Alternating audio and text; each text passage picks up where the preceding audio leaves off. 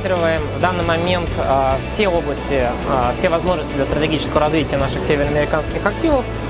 Точно никакого решения на данный момент не принято. Мы смотрим на разные опции.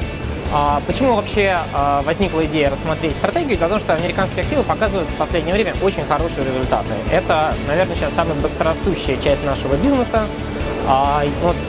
Для примера, если, скажем, пару лет назад американские активы давали примерно 10% нашей прибыли, то сегодня они дают порядка 15%.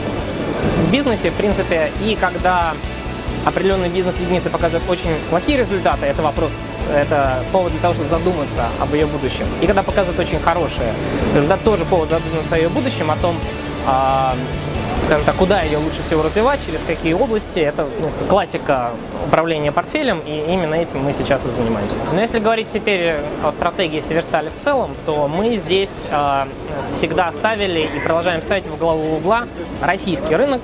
Наша цель – это максимально увеличивать наше присутствие именно на российском рынке, и наша главная цель – это российские потребители. Если посмотреть на географию, а ведь сталь все-таки сравнительно тяжелый материал, хотя она очень активно торгуется по всему миру, но все-таки лучше продавать ее в те места, куда ехать недалеко.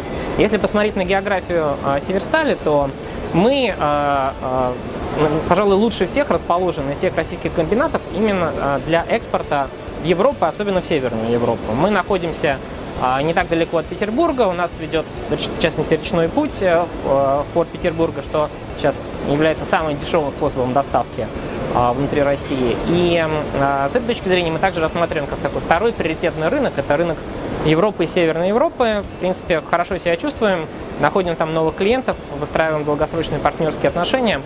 И это для нас просто с точки зрения географии более интересно, чем Азия.